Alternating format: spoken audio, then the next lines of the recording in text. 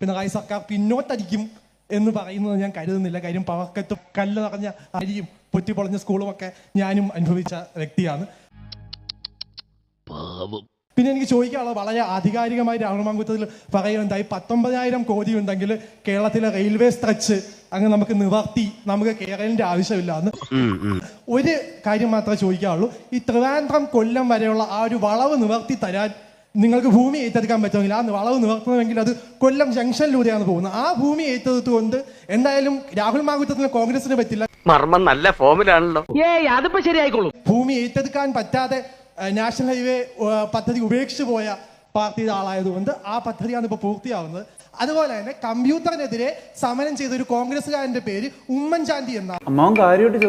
അന്ന് കണ്ണൂർ സർവകലാശാലയിലോ കോഴിക്കോട് സർവകലാശാലയിലോ ആണ്. ആ സമരത്തിൽ കമ്പ്യൂട്ടർ തല്ലിപ്പൊളിച്ചതും ഉമ്മൻചാണ്ടിയുടെ നേതൃത്വത്തിലാണ്. അവസാനമായി പറയാനുള്ളത്, കുടുംബത്തിന്റെ കുലമഹിമ കാരണം പാർട്ടി പ്രസിഡന്റായ ആളെ വനിതാ മുന്നേറ്റത്തിന്റെ ചാലകശക്തിയായോ അതിന്റെ ഫേസായോ ഒന്നും പറയുന്ന അത്ര നല്ല കാര്യമായി എനിക്ക് തോന്നി. നല്ല വാക്ക് എനിക്ക് പറയാനില്ല. പക്ഷെ കുടുംബത്തിന്റെ കുലമഹിമ കാരണമാണ് കോൺഗ്രസിലെ ആൾക്കാർ പ്രസിഡന്റ് ആവുന്നത്. എന്തെങ്കിലും ബാക്കി കിട്ടിയാൽ മതിയായിരുന്നു. ഈ കയ്യടികൾക്കിടയിൽ ഇത് പറഞ്ഞില്ലെങ്കിൽ മോശമായി പോകും എന്ന് വിചാരിച്ചെന്ന് പറയാണ്.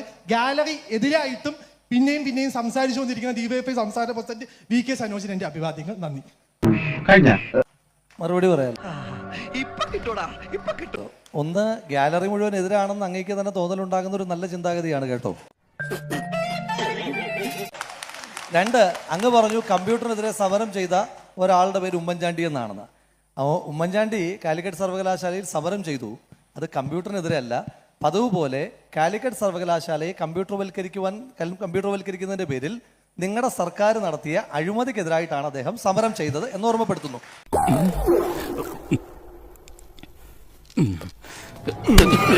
അതിപ്പം നാളെ ഞാൻ സ്വർണ്ണക്കടത്ത് കേസിനെതിരായിട്ട് ശ്രീ ശിവശങ്കരൻ ജയിലിൽ കിടന്ന സ്വർണ്ണക്കടത്ത് കേസിനെതിരായിട്ട് ജയിലിൽ കിടന്നിട്ടുള്ള സമരം ചെയ്യുകയും ജയിലിൽ പോവുകയും ചെയ്ത ഒരാളാണ് ഞാൻ.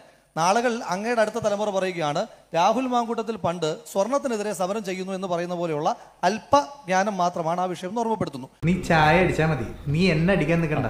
ഇനി താങ്കളുടെ തന്നെ ചോദ്യത്തിനകത്തിന്റെ മറുപടി, അതായത് കൊല്ലത്തുനിന്ന് തിരുവനന്തപുരത്തേക്കുള്ള ആ ലാൻഡ് അക്വിസിഷൻ പോലും നടത്താൻ പറ്റത്തില്ല എന്ന് അങ്ങേക്ക് ആത്മവിശ്വാസമുള്ള സർക്കാരാണോ ഈ കേരളത്തിൽ കാസർഗോഡ് മുതൽ തിരുവനന്തപുരം വരെ ലാൻഡ് അക്വയർ ചെയ്തിട്ട് കേരളയിൽ കൊണ്ടുവരേണ്ടെന്നുള്ളൊരു ചോദ്യമുണ്ട്.